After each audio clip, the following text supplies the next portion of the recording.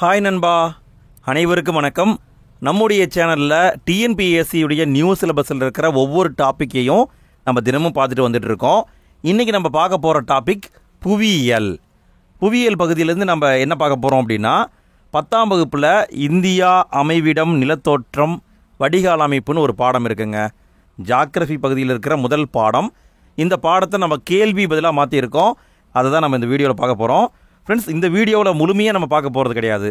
இந்த பாடத்தை நம்ம ரெண்டாக பிரிச்சுருக்கோம். ஏன்னா இந்த பாடத்தில் கிட்டத்தட்ட 200க்கும் மேற்பட்ட கேள்விகள் வருது. ஸோ அதனால் நம்ம பிரிச்சுருக்கோம். இந்த வீடியோவில் கிட்டத்தட்ட 80 கேள்வியை நம்ம பார்க்க போகிறோம். 80 கேள்வியை பார்க்க போகிறோம். அடுத்த வீடியோவில் மீதம் இருக்கிறத பார்க்கலாம். ஸோ இந்த 80 கேள்வியையும் முழுமையாக பார்த்துக்கோங்க ஃப்ரெண்ட்ஸ். நம்ம எப்படி எடுத்திருக்கோம்னா, லைன் பை லைன் கொஸ்டின் எடுத்திருக்கோம். ஒவ்வொரு லைனாக டீப்பாக அனலைஸ் பண்ணி நம்ம எடுத்திருக்கோம். ஏன்னா இந்த பாடத்துலேருந்து ஒவ்வொரு தேர்வுலையும் கேள்வி வந்துக்கிட்டே இருக்குது. நீங்கள் கொஷின் பேப்பரை வேணால் எடுத்து பாருங்கள். ஒவ்வொரு தேர்வுலையும் இந்த பாடத்துலேருந்து கண்டிப்பாக ஒரு கேள்வி வந்துடும். 1 அல்லது 2 கேள்வி கூட வந்துடும். ஸோ அந்தளவுக்கு முக்கியத்துவம் வாய்ந்த ஒரு பாடம். ஸோ அதனால் நம்ம லைன் பை லைன் கொஷின் எடுத்திருக்கோம். இந்த வீடியோவில் 80 கேள்வியை பார்க்க போகிறோம். நீங்கள் முழுமையாக பார்த்து யூஸ் பண்ணிக்கோங்க ஃப்ரெண்ட்ஸ். இதே மாதிரி நிறைய வீடியோக்களை நாங்கள் தொடர்ந்து போட்டுகிட்டே இருக்கோம். அதுக்கு மறக்காமல் நம்ம சேனலை சப்ஸ்கிரைப் பண்ணிக்கோங்க. சரி, இன்றைய வீடியோக்குள்ளே போகலாம். அதுக்கு முன்னால் ஃப்ரெண்ட்ஸ், வழக்கம் போல் வீடியோவுக்கு லைக் போட்டு விட்ருங்க. அப்படியே வீடியோவை உங்களுடைய ஃப்ரெண்ட்ஸ்க்கும் ஷேர் பண்ணி விட்டு வந்துடுங்க. நீங்கள் போடுற ஒவ்வொரு லைக்கும் எங்களுக்கு பூஸ்டப்பாக இருக்குது. ஸோ லைக் போட்டிங்களான்னு பார்த்துக்கோங்க, சரிங்களா? சரி, ஓகே, இன்றைய கேள்விகளை பார்க்கலாம். ஃபஸ்ட்டு நம்ம பார்க்க போகிற டாபிக் இந்தியாவுடைய அமைவிடம். சரி, கேள்வியை பாருங்கள். இந்தியா பரப்பளவில் உலகின் எத்தனையாவது பெரிய நாடு? இந்தியா பரப்பளவில் உலகின் எத்தனையாவது பெரிய நாடு? விடை 7வது பெரிய நாடுங்க. 7வது இடம் உலகத்தில். அடுத்த கேள்வியை பாருங்கள். இந்தியா பரப்பளவில் ஆசியாவில் எத்தனையாவது பெரிய நாடு? உலகம்னா 7வது இடம், ஆசியா அப்படின்னா ஆசியாவில் 2வது பெரிய நாடு. அடுத்து 3வது கேள்வி, இந்தியாவின் நிலப்பரப்பு எவ்வளவு? இந்தியாவுடைய நிலப்பரப்பு எவ்வளவு? இதை கேட்பாங்களான்னு கேட்டால் கண்டிப்பாக கேட்டிருக்காங்க. விடை 32,87,263 சதுர கிலோமீட்டர்கள். 32,87,263 சதுர கிலோமீட்டர்கள். 4வது கேள்வி, புவியின் மொத்த பரப்பளவில் இந்தியாவின் சதவிகிதம். பூமியோடைய நிலப்பரப்பை நம்ம 100% வச்சிட்டோம்னா அதில் இந்தியாவுடைய பங்கு எவ்வளவுன்னு கேட்டிருக்காங்க. விடை 2.4%. 2.4%. அடுத்த டாபிக் பார்த்தீங்கன்னா, இந்திய எல்லை. இந்தியாவுடைய எல்லைகளை பார்க்க போகிறோம். 5வது கேள்வி, இந்தியாவின் நில எல்லை எவ்வளவு? இந்தியாவின் நில எல்லை எவ்வளவு? இதற்கான பதில் 15,200 கிலோமீட்டர்கள். இந்தியாவுடைய நில எல்லை 15,200 கிலோமீட்டர்கள். 6வது கேள்வி, இந்தியாவுடன் நில எல்லையை பகிர்ந்து கொள்ளும் நாடுகள் எத்தனை? இந்தியாவோட நில எல்லையை பகிர்ந்து கொள்ளும் நாடுகள் எத்தனை? விடை 7 நாடுங்க. 7 நாடுகள் எல்லையை பகிர்ந்து கொள்கிறாங்க. அதுவே இன்னொரு கேள்வி வரும், இந்தியாவுடைய அண்டை நாடுகள் எத்தனைன்ட்டு. அண்டை நாடுகள்னால் 9 நாடுகள். இலங்கையும் மாலத்தீவும் வரும். ஆனால் நிலத்தோட எல்லையை பகிர்ந்து கொள்ளும் நாடுன்னு பார்த்தீங்கன்னா 7 நாடு தான். 7வது கேள்வி, இந்தியாவுடன் அதிகபட்சமாக நில எல்லையை பகிர்ந்து கொள்ளும் நாடு எது? இந்தியாவுடன் அதிகபட்சமாக நில எல்லையை பகிர்ந்து கொள்ளும் நாடு எது? விடை வங்கதேசம். 8வது கேள்வி, இந்தியா அதிகபட்சமாக வங்கதேசத்துடன் எத்தனை கிலோமீட்டர் நில எல்லையை பகிர்ந்து கொள்கிறது? இந்தியாவோட அதிகமான எல்லையை பகிர்ந்து கொள்ளும் நாடு வங்கதேசம். அப்போ வங்கதேசத்தோட எத்தனை கிலோமீட்டர் நீளத்தை நம்ம பகிர்ந்து கொள்கிறோன்னு கேட்குறாங்க. விடை 4,156 கிலோமீட்டர்கள். 4,156 கிலோமீட்டர்கள். 9வது கேள்வி, இந்தியாவுடன் குறுகிய நில எல்லையை, அதாவது ரொம்ப குறைவாக நில எல்லையை பகிர்ந்து கொள்ளும் நாடு எது? இந்தியாவுடன் குறுகிய நில எல்லையை பகிர்ந்து கொள்ளும் நாடு ஆப்கானிஸ்தான். 10வது கேள்வி, இந்தியா அதிகபட்சமாக ஆப்கானிஸ்தானுடன் எத்தனை கிலோமீட்டர் நில எல்லையை பகிர்ந்து கொள்கிறது? இந்தியாவுக்கும் ஆப்கானிஸ்தானுக்கும் இடையே நில எல்லை எவ்வளவு? விடை 106 கிலோமீட்டருங்க. 106 கிலோமீட்டர்கள். 11வது கேள்வி, இந்திய கடற்கரையின் நீளம் எவ்வளவு? இந்திய கடற்கரையின் நீளம். இதுக்கான பதில் 6100 கிலோமீட்டர்கள். 6100 கிலோமீட்டர்கள். 12வது கேள்வியை பாருங்கள். இந்திய கடற்கரையின் மொத்த நீளம், அதாவது தீவு கூட்டங்களையும் சேர்த்து, தீவு கூட்டங்களை சேர்த்தாமல் 6100 கிலோமீட்டர்கள். தீவு கூட்டத்தை சேர்த்தனோம்னா விடை 7516.6 கிலோமீட்டர்கள். ஃப்ரெண்ட்ஸ், இந்த வித்தியாசத்தை பார்த்துக்கோங்க. அதாவது தீவு கூட்டத்தை சேர்த்தா சேர்க்காமையா எப்படி கேட்குறாங்கன்னு பாருங்கள். இது எப்படி கண்டுபிடிக்கிறது அப்படின்னா, ஆப்ஷனில் ஒன்று 6100 வரும், இல்லைன்னா 7516.6 வரும். ரெண்டில் ஏதோ ஒன்று தான் வர வாய்ப்பு இருக்குது. ரெண்டையுமே கொடுக்க மாட்டாங்க. சரிங்களா? ஸோ இதை ரெண்டையும் பார்த்துக்கோங்க ஃப்ரெண்ட்ஸ், எக்ஸாமில் வர வாய்ப்பு இருக்குது. 13வது கேள்வி, இந்தியாவையும் இலங்கையையும் பிரிக்கும் குறுகிய ஆழமற்ற கடல் பகுதி. இந்தியாவையும் இலங்கையையும் பிரிக்கும் குறுகிய ஆழமற்ற கடல் பகுதி என்னன்னு கேட்குறாங்க. இதற்கான விடை பாக் நீர்சந்தி. பாக் நீர்சந்தி. 14வது கேள்வி, இந்திய துணை கண்டத்தில் உள்ள நாடுகளின் எண்ணிக்கை. இதை எப்படி கொடுத்துருப்பாங்கன்னா, சில நாடுகளை குறிப்பிட்டு அதனோட இந்தியாவை சேர்த்து இவை எல்லாம் சேர்ந்து இந்திய துணை கண்டம் என அழைக்கப்படுகிறதுன்னு கொடுத்துருப்பாங்க. அப்போ இந்தியாவையும் சேர்த்து இந்திய துணை கண்டத்தில் உள்ள நாடுகளின் எண்ணிக்கை 7 நாடுகளுங்க. 7 நாடுகள். அடுத்த டாபிக், இந்தியா அமைவிடம் மற்றும் பரப்பளவு. இந்தியா அமைவிடம் மற்றும் பரப்பளவு. 15வது கேள்வியை பாருங்கள். இந்தியாவின் அட்சரேகை பரவல் என்ன? இந்தியாவின் அட்சரேகை பரவல் என்ன? இதற்கான விடைன்னு பார்த்தீங்கன்னா 8 டிகிரி 4 முதல் 37 டிகிரி 6 வரை வட அச்சத்தில் அமைந்துள்ளது. நல்லா பாருங்கள் ஃப்ரெண்ட்ஸ், இந்தியா அமைஞ்சிருக்கிறது வட அச்சம். வட அச்சத்தில் தான் இருக்குது. 16வது கேள்வி, இந்தியாவின் தீர்க்கரேகை பரவல் என்ன? இந்தியாவின் தீர்க்கரேகை பரவல் என்ன? இதற்கான பதில் 68 டிகிரி 7 கிழக்கு தீர்க்கம் முதல் 97 டிகிரி 25 கிழக்கு தீர்க்கம் வரை. அட்சரேகைனா வடக்குங்க, தீர்க்க ரேகைனா கிழக்கு. சரிங்களா? இந்த டைரக்ஷனை பார்த்துக்கோங்க ஃப்ரெண்ட்ஸ், இது குழப்பற மாதிரி இருக்கும். இதையும் கேள்வியாக கேட்கவும் வாய்ப்பு இருக்குது. 17வது கேள்வி, அட்ச தீர்க்க பரவல் படி இந்தியா முழுமையும் எங்கு அரைக்கோளத்தில் அமைந்துள்ளது? இந்தியா முழுமையும் எந்த அரைக்கோளத்தில் அமைந்துள்ளது? இதற்கான பதில் அப்படின்னு பார்த்தீங்கன்னா வடக்கு மற்றும் கிழக்கு அரைக்கோளம். வடக்கு மற்றும் கிழக்கு அரைக்கோளத்தில் இந்தியா அமைஞ்சிருக்கு. 18வது கேள்வி, இந்தியாவின் தென்கோடி பகுதி. இந்தியாவின் தென்கோடி அப்படின்னு எதை சொல்கிறாங்க? விடை இந்திரா முனைங்க. இந்திரா முனை. இதை முற்காலத்தில் பிக் மெலியன் சொல்லியிருக்காங்க. பிக் மெலியன். இப்போ தான் இந்திரா முனைன்னு மாற்றிட்டாங்க. முன்னாடி இதுக்கு பேர் பிக் மெலியன். இந்தியாவுடைய தென்கோடி பகுதி. 19வது கேள்வி, இந்திரா முனை எந்த வட அச்சத்தில் அந்தமான் நிக்கோபார் தீவு கூட்டத்தில் அமைந்துள்ளது? அந்தமான் நிக்கோபார் தீவு கூட்டத்தில் கடைசியாக இருக்கிறதா இந்திரா முனை. அது எந்த அச்சத்தில் அமைஞ்சிருக்கு? இது பார்த்தீங்கன்னா வட அச்சத்தில் அமைஞ்சிருக்கு. எங்கே அப்படின்னு பார்த்தீங்கன்னா 6 டிகிரி 45 வட அச்சம். 6 டிகிரி 45 வட அச்சத்தில் இருக்குது. 20வது கேள்வி, இந்திய நிலப்பகுதியின் தென்கோடி முனை. நல்லா பாருங்கள் ஃப்ரெண்ட்ஸ், இந்தியாவுடைய தென்கோடிங்கிறது வேற, இந்திய நிலப்பகுதியின் தென்கோடி முனைங்கிறது வேற. இதுக்கான பதில் குமரி முனை. இந்திய நிலப்பகுதியின் தென்கோடி முனை குமரி முனை. 21வது கேள்வி, இந்திய நிலப்பகுதியின் வடமுனை எது? இந்திய நிலப்பகுதியின் வடமுனை, வடக்கு முனையாக இருக்கிறது என்ன? விடை இந்திரா கோல். இந்திரா கோல். 22வது கேள்வி, இந்திரா கோல் அமைந்துள்ள இடம் எது? இந்திரா கோல் எங்கே இருக்கு? இதான் கேள்வி. விடை லடாக்கில் இருக்குங்க. இந்திரா கோல் லடாக்கில் இருக்குது. 23வது கேள்வி, இந்திரா கோள் முதல் கன்னியாகுமரி வரை உள்ள நீளம் எவ்வளவு?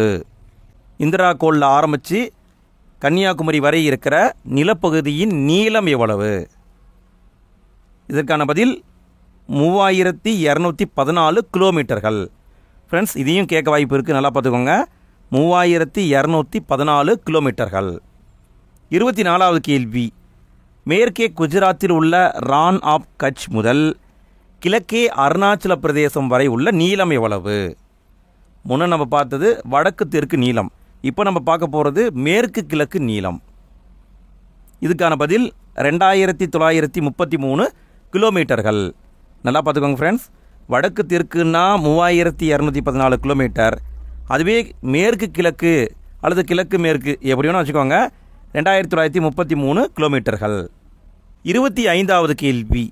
23 டிகிரி 23 டிகிரி 30 வட அச்சமான எது இந்தியாவை வெப்பமண்டலம் மற்றும் மிதவெப்ப மண்டலம் என 2 பகுதியாக பிரிக்கிறது? இது வேங்க. 23 டிகிரி வட அச்சமான எது இந்தியாவை வெப்பமண்டலம் மிதவெப்ப மண்டலம் என 2 பகுதியாக பிரிக்கிறது? இதுக்கான பதில் கடகரேகை. இந்தியா மேலே போகிறது கடகரேகை. அடுத்து நம்ம பார்க்க போகிறது இந்திய திட்ட நேரம். இது சம்பந்தமான கேள்விகளை பார்க்க போகிறோம். 26வது கேள்வி.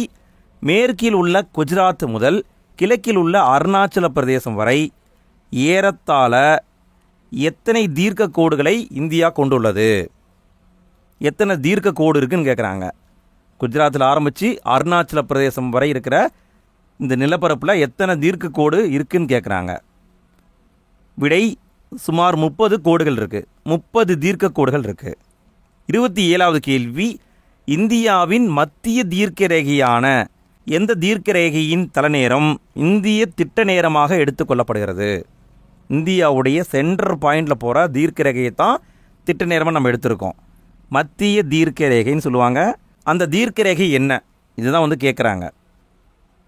விடை 82 டிகிரி 30 கிழக்கு தீர்க்க ரேகை. நல்லா பார்த்துக்கோங்க ஃப்ரெண்ட்ஸ். கிழக்கு தீர்க்க ரேகை 82 டிகிரி 30. இதுதான் இந்தியாவுடைய மத்திய தீர்க்க ரேகை. இதைத்தான் இந்தியாவுடைய திட்ட நேரமாக எடுத்துக்கிட்டாங்க. 28வது கேள்வி. 82 டிகிரி 30 கிழக்கு தீர்க்க ரேகை இந்தியாவின் எந்த நகரத்தின் வழியாக செல்கிறது? இந்த தீர்க்க ரேகை எந்த நகரத்தின் வழியாக செல்கிறது? இதை எக்ஸாமில் கேட்டிருக்காங்க ஃப்ரெண்ட்ஸ். எப்படி கேட்டிருக்காங்கன்னா, இந்தியாவுடைய திட்ட நேரம் எந்த நகரத்தின் வழியாக இருக்கிறது அப்படின்னு கேட்டிருக்காங்க. விடை மிர்சாப்பூர். மிர்சாப்பூர் எங்கே இருக்குது? அலகாபாத்தில் இருக்குங்க. 29வது கேள்வி.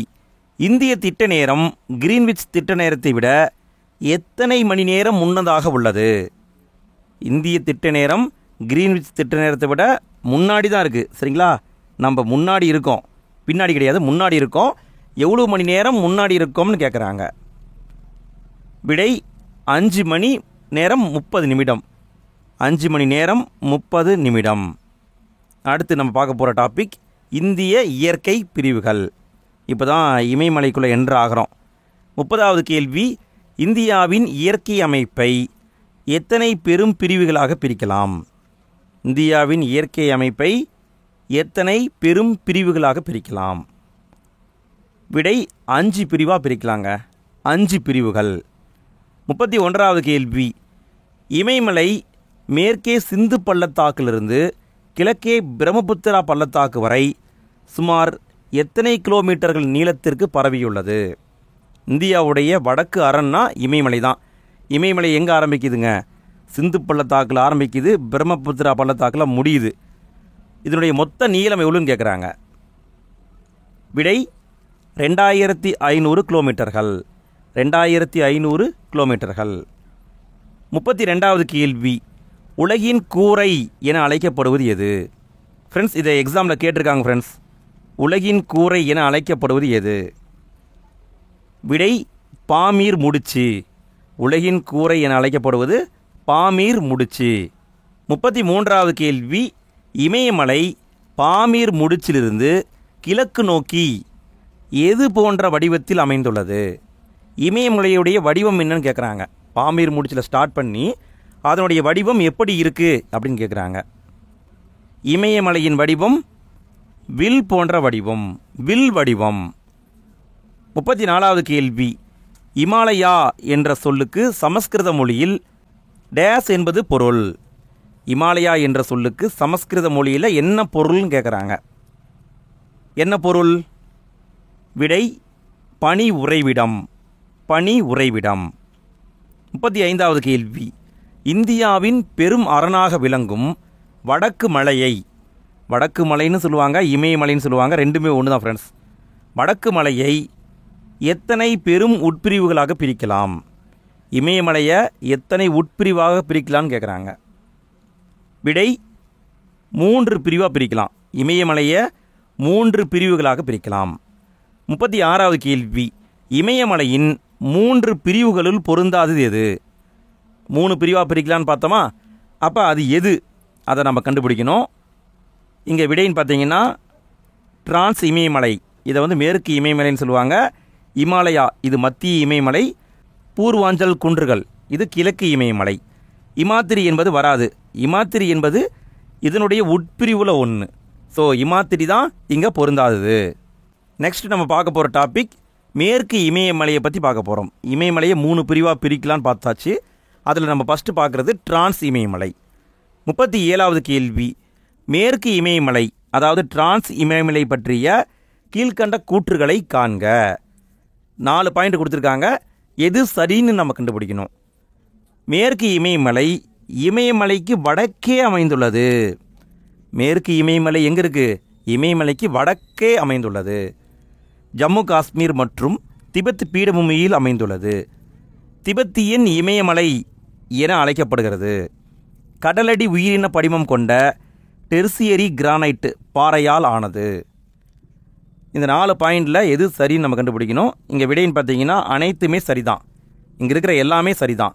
நல்லா பாருங்கள் ஃப்ரெண்ட்ஸ், மேற்கு இமயமலையை திபெத்தியன் இமயமலை இப்படியும் அழைக்கிறாங்க. 38வது கேள்வி, மேற்கு இமயமலையில் உள்ள மலைத்தொடர்களில் பொருந்தாதது. மேற்கு இமயமலையில் மலைத்தொடர்கள் இருக்குது, சில மலைத்தொடர்கள் இருக்குது, அதை கொடுத்துருக்காங்க. இதில் ஏதோ ஒன்று பொருந்தாமல் இருக்குது. அது என்னன்னு கண்டுபிடிக்கணும். இங்கே விடைன்னு பார்த்தீங்கன்னா மேற்கு இமயமலையில் சாஸ்கர் இருக்குது, கைலாஸ் இருக்குது, காரகோரம் இருக்குது, பீர்பாஞ்சல் இல்லை. பீர்பாஞ்சல் மேற்கு இமயமலையில் இல்லை. அப்போ இருக்கிறது என்ன? ஜாஸ்கர் இருக்குது, கைலாஸ் இருக்குது, காரகோரம் இருக்குது. 39வது கேள்வி, இமயமலை பற்றிய கூற்றுகளுள் சரியானது எது? 4 பாயிண்ட் கொடுத்துருக்காங்க. எது சரின்னு நம்ம கண்டுபிடிக்கணும். தெற்கே கோண்டுவானா அப்படிங்கிற நிலப்பகுதி முற்காலத்தில் இருந்தது. வடக்கே யுரேசியா என்ற நிலப்பகுதி இருந்தது. இடையில் டெத்திஸ் என்ற கடல் ஓடியது. இமயமலை ஒரு இளம் மடிப்பு மலையாகும். இதில் எது சரி அப்படின்னா எல்லாமே சரிதாங்க. நல்லா பார்த்துக்கோங்க ஃப்ரெண்ட்ஸ். தெற்கே கோண்டுவானாங்கிற ஒரு நிலப்பகுதி இருந்திருக்கு, வடக்கே யுரேசியாங்கிற நிலப்பகுதி இருந்திருக்கு, இடையில் வந்து டெத்திஸ் என்ற கடல் ஓடி இருக்கு. இந்த 2 நிலமும் ஒன்றா சேர்ந்ததுனால தான் இமயமலை உருவாகியிருக்கு. இமயமலை ஒரு இளம் மடிப்பு மலை. 40வது கேள்வி, கீழ்கண்டவற்றை பொறுத்துக. இமயமலையின் பிரிவுகளை கொடுத்துருக்காங்க, இதை நம்ம கரெக்டாக பொருத்தணும். இங்கே விடைன்னு பார்த்தீங்கன்னா மேற்கு இமயமலையை டிரான்ஸ் இமயமலைன்னு சொல்லுவாங்க, பெரிய இமயமலையை இமாத்திரின்னு சொல்லுவாங்க, சிறிய இமயமலையை இமாச்சல்னு சொல்லுவாங்க, வெளி இமயமலையை சிவாலிக்னு சொல்லுவாங்க. ஸோ இதையும் கேட்க வாய்ப்பு இருக்குது, பார்த்துக்கோங்க ஃப்ரெண்ட்ஸ். மேற்கு இமயமலைனா டிரான்ஸ் இமயமலை, பெரிய இமயமலைனா இமாத்திரி, சிறிய இமயமலைனா இமாச்சல், வெளி இமயமலைனா சிவாலிக். அடுத்து நம்ம பார்க்க போகிறது பெரிய இமயமலையை பார்க்க போகிறோம். இமயமலையுடைய உட்பிரிவான பெரிய இமயமலையை நம்ம பார்க்க போகிறோம், இமாத்திரி. 41வது கேள்வி, பெரிய இமயமலை பற்றிய கூற்றுகளை ஆராய்க. 4 பாயிண்ட் கொடுத்துருக்காங்க. எது சரின்னு நம்ம சொல்லணும். மிக உயரமாக செங்குத்தாக அமைந்துள்ளது. எது? இமாத்திரி. இதன் சராசரி அகலம் 25 கிலோமீட்டர்கள். சராசரி உயரம் 6000 மீட்டர்கள். பௌதீக சிதைவு மட்டுமே இங்கு நடக்கும். இந்த 4 பாயிண்டில் எது சரின்னு நம்ம சொல்லணும். இங்கே விடைன்னு பார்த்தீங்கன்னா எல்லாமே சரிதான். 42வது கேள்வி, எவரெஸ்ட் அமைந்துள்ள இடம். எவரெஸ்ட்டு எந்த இமயமலை பகுதியில் அமைஞ்சிருக்கு? இதற்கான பதில் இமாத்திரி பகுதியில் இருக்குதுங்க. இமாத்திரி இந்த பகுதியில் தான் எவரெஸ்ட் இருக்குது. 43வது கேள்வி, எவரெஸ்ட் சிகரம் அமைந்துள்ள நாடு எது? எவரெஸ்ட் சிகரம் எந்த நாட்டில் இருக்குது? நிறைய பேர் இந்திய நாட்டில் இருக்குதுன்னு நம்பிட்டு இருக்காங்க. இந்திய நாட்டிலலாம் இல்லை. இது எங்கே இருக்குங்க? நேபாள நாட்டில் இருக்குது. எவரெஸ்ட்டு நேபாள நாட்டில் இருக்குது. 44வது கேள்வி, எவரெஸ்ட் சிகரத்தின் உயரம் என்ன? எவரெஸ்ட் சிகரத்தின் உயரம் என்ன? விடை 8848 மீட்டர். 8848 மீட்டர். 45வது கேள்வி, நேபாளம் மற்றும் சிக்கிம் இடையே அமைந்துள்ள சிகரம் எது?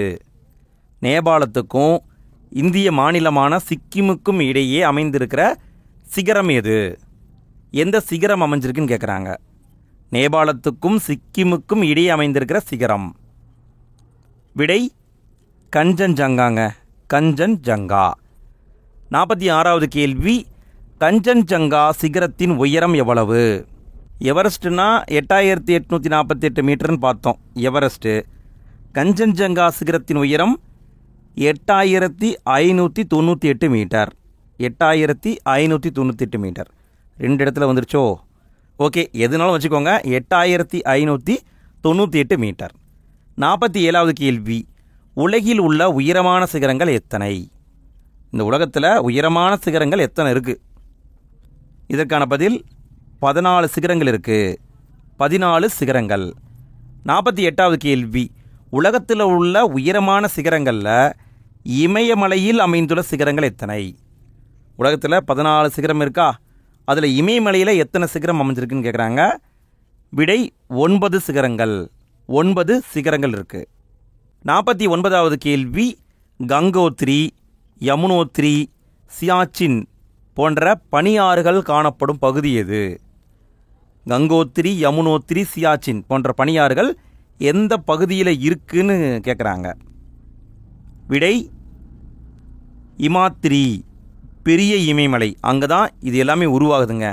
கங்கோத்ரி உருவாகுது, யமுனோத்ரி உருவாகுது, சியாச்சின் உருவாகுது. சரிங்களா? எங்கே? இமாத்திரி, அதாவது பெரிய இமயமலை பகுதியில் தான் உருவாகுது. அடுத்த டாபிக் பார்த்தீங்கன்னா சிறிய இமயமலை, இமாச்சல் பகுதியை நம்ம பார்க்க போகிறோம். அதாவது இமாத்திரின்னு பார்த்தோமா, அதுக்கு அடுத்த ஸ்டேஜ் லைட்டாக உயரம் கம்மி, அதான் இமாச்சல். 50வது கேள்வி, சிறிய இமயமலை பற்றிய கூற்றுகளில் சரியானது எது? 4 பாயிண்ட் கொடுத்துருக்காங்க. எது சரின்னு சொல்லணும்.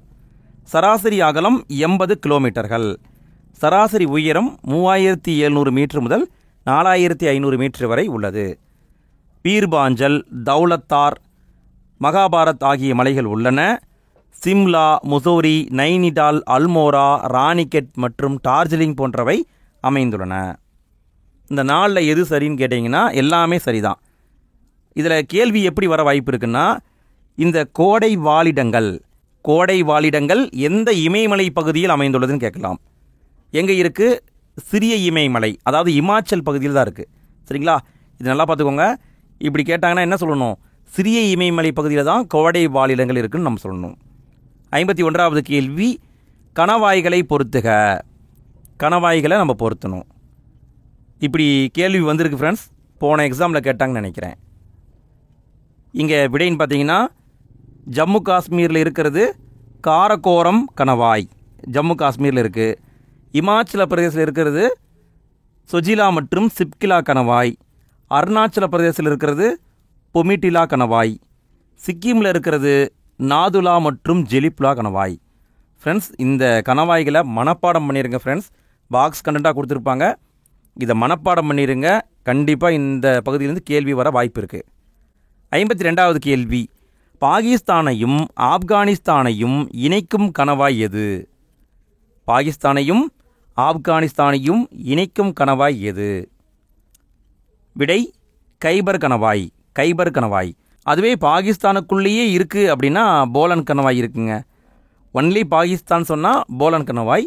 பாகிஸ்தான் ஆப்கானிஸ்தான் ரெண்டையும் இணைக்கும் கணவாய்னா கைபர் கணவாய். அடுத்த டாபிக் வெளி இமயமலை, சிவாலிக் நம்ம பார்க்க போகிறோம். ஃபஸ்ட்டு நம்ம என்ன பார்த்தோம்? இமாத்திரி பார்த்தோம், பெரிய இமயமலை. அதுக்கு அடுத்தது இமாச்சல், சின்ன இமயமலை. அதுக்கு அடுத்தது வெளி இமயமலை சிவாலிக், இதை நம்ம பார்க்க போகிறோம். 53வது கேள்வி, வெளி இமயமலை அதாவது சிவாலிக் பற்றிய கூற்றுகளுள் சரியானது எது? ஜம்மு காஷ்மீர் முதல் அஸ்ஸாம் வரை உள்ளது. அஸ்ஸாம் வரை உள்ளது. சராசரி உயரம் 1000 மீட்டர். இது மிகவும் தொடர்ச்சியற்ற மலைத்தொடராகும். இடையில் பார்த்தா நிறைய கேப் இருக்கும், தொடர்ச்சியாக இருக்காது. இப்பகுதிகள் குடியிருப்புகள் வளர்ச்சிக்கு ஏற்றதாக உள்ளது. இதுக்கான விடைன்னு பார்த்தீங்கன்னா அனைத்துமே சரி, எல்லாமே சரிதான். போன எக்ஸாமில் எப்படி கேட்டிருந்தாங்கன்னா, இந்த பாயிண்டில் மிகவும் தொடரான மலைத்தொடராக உள்ளதுன்னு கொடுத்துருந்தாங்க. ஸோ போன எக்ஸாமில் வந்திருந்தது இந்த கேள்வி. போன எக்ஸாம் அல்லது அதுக்கு முன்னாடி எக்ஸாமில் வந்திருந்தது, இதை கேட்டிருந்தாங்க. 54வது கேள்வி, கீழ்கண்ட கூற்றுகளை காண்க. கூற்று காரணம் டைப்பில் கொடுத்துருக்காங்க. எது சரின்னு நம்ம கண்டுபிடிக்கணும். கூற்று, குறுகலான நீண்ட பள்ளத்தாக்குகள் சிறிய இமயமலைக்கும் வெளிப்புற இமயமலைக்கும் இடையில் காணப்படுகின்றன. குறுகலான நீண்ட பள்ளத்தாக்குகள். காரணம், இவை கிழக்கு பகுதியில் டூயர்ஸ் எனவும் மேற்கு பகுதியில் டூன்கள் என்றும் அழைக்கப்படுகிறது. இதுக்கான பதில்னு பார்த்தீங்கன்னா கூற்றும் காரணம் சரி, காரணம் சரியான விளக்கம் தான். அதாவது பார்த்தீங்கன்னா சிறிய இமயமலைக்கும் வெளி இமயமலைக்கும் இடையே நீண்ட குறுகலான பள்ளத்தாக்கு இருக்குது. இந்த பள்ளத்தாக்குக்கு பார்த்தீங்கன்னா இந்தியாவுடைய கிழக்கு பகுதிக்கு போனீங்கன்னா டூயர்ஸ்ன்னு பேர், மேற்கு பகுதிக்கு போனீங்கன்னா டூன் பேர். ஸோ இரண்டுமே சரிதான்.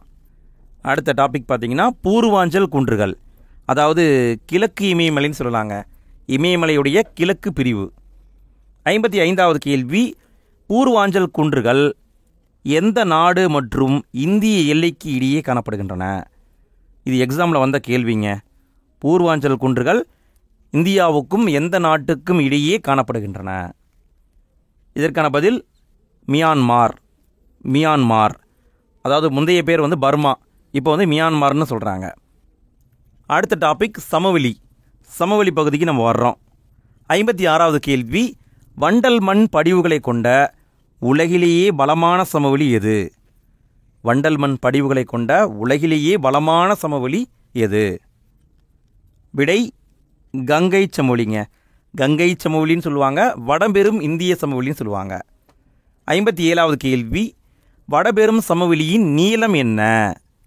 வடபெரும் சமவெளியின் நீளம் என்ன? விடை 2400 கிலோமீட்டர்கள். நீளம்னு பார்த்தீங்கன்னா 2400 கிலோமீட்டர்கள். 58வது கேள்வி, வடபெரும் சமவெளியின் பரப்பளவு என்ன? முன்ன நம்ம பார்த்தது நீளம், இப்போ நம்ம பார்க்க போகிறது பரப்பளவு. பரப்பளவு என்ன?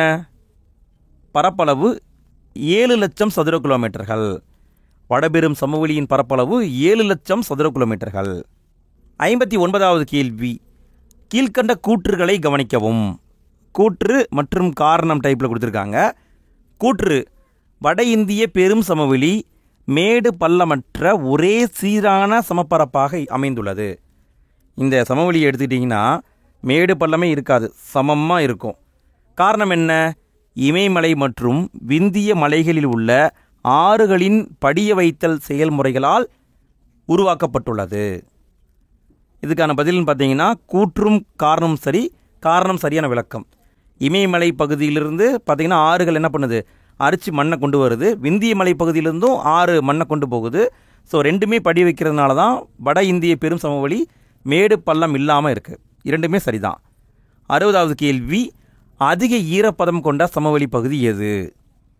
அதிக ஈரப்பதம் கொண்ட சமவெளி பகுதி எது?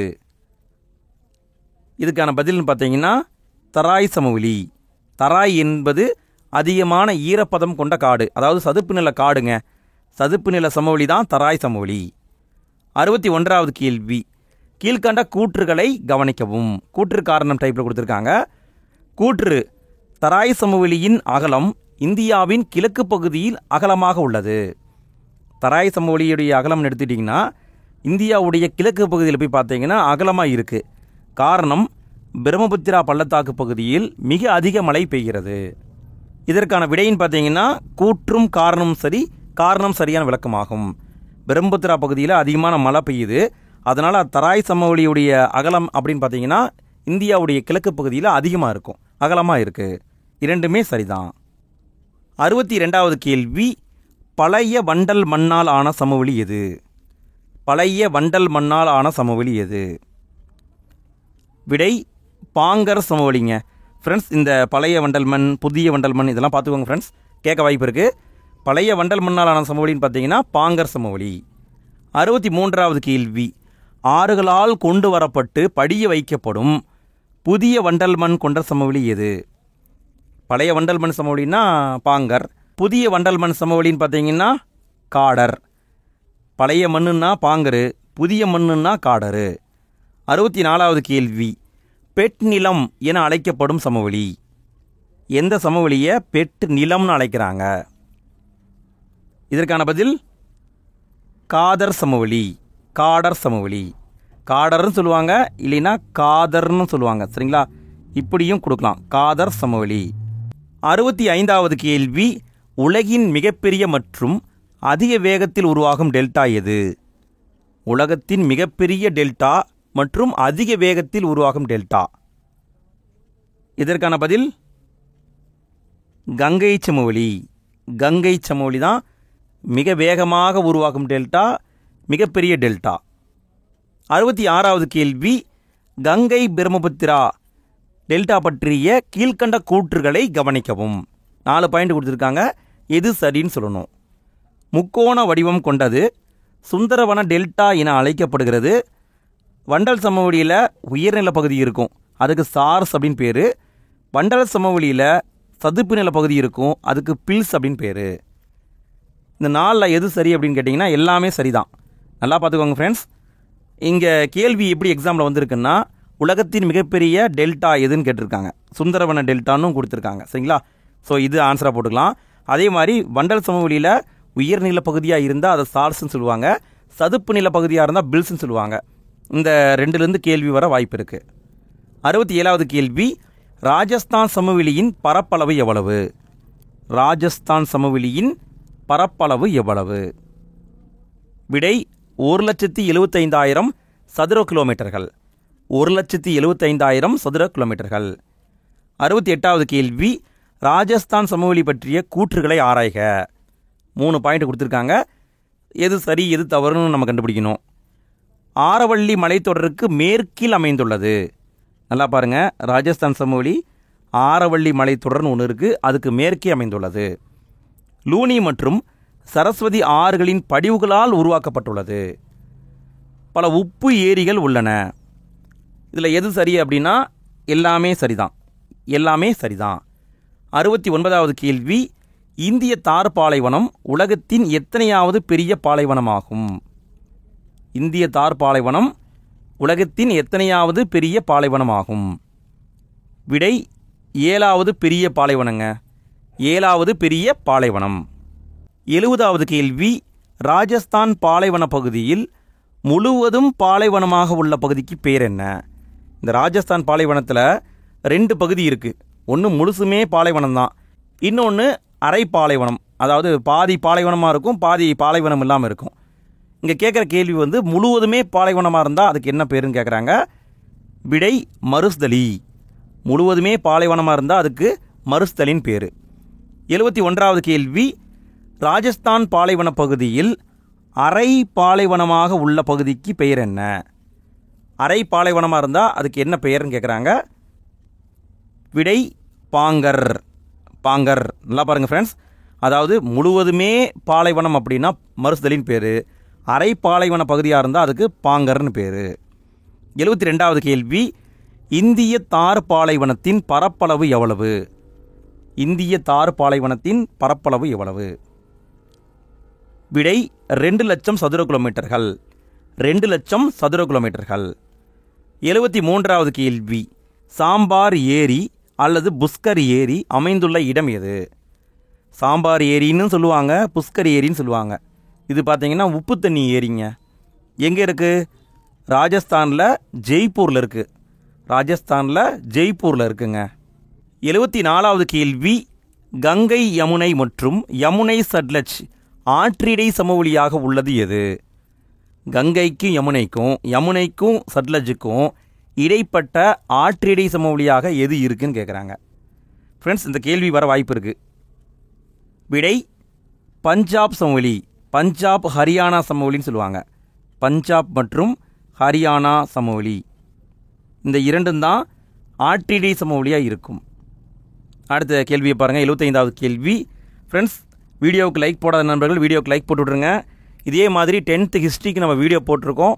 நீங்கள் இன்னும் பார்க்கல அப்படின்னா இந்த வீடியோடைய எண்டு ஸ்க்ரீன்லேயும் டிஸ்கிரிப்ஷன் ஃபஸ்ட்டு கமெண்ட்ல நான் கொடுக்குறேன், மறக்காமல் பார்த்துருங்க ஃப்ரெண்ட்ஸ். இந்த பாடத்தை பொறுத்த வரைக்கும் கிட்டத்தட்ட 200 கேள்விக்கு பக்கமாக வருது. ஸோ நம்ம என்ன பண்ணியிருக்கோம்னா பாதியாக பிரித்து தான் நம்ம வீடியோ பண்ணியிருக்கோம். இதில் வந்து நம்ம கிட்டத்தட்ட 80 கேள்வியை பார்க்க போகிறோம். மீதம் இருக்கிறத அடுத்த வீடியோவில் பார்க்க போகிறோம். சரிங்களா? அதுக்கு மறக்காமல் நம்ம சேனலை சப்ஸ்கிரைப் பண்ணிக்கோங்க ஃப்ரெண்ட்ஸ். சரி, ஓகே, கேள்வியை பார்க்கலாம். 75வது கேள்வி, சட்லஜ், பியாஸ், ராவி ஆறுகளின் படிவுகளால் ஏற்படும் சமவெளி என்ன? சட்லஜ், பியாஸ், ராவி போன்ற ஆறுகளின் படிவுகளால் ஏற்படும் சமவெளி எது? விடை பஞ்சாப் சமவெளிங்க. பஞ்சாப் ஹரியானா சமவெளி.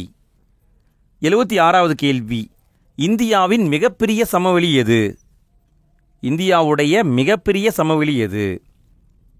விடை கங்கை சமவெளிங்க. கங்கை சமவெளி. 77வது கேள்வி, கங்கை சமவெளி டேஸ் மற்றும் டேஸ் நோக்கி மென்சரிவாக அமைந்துள்ளது.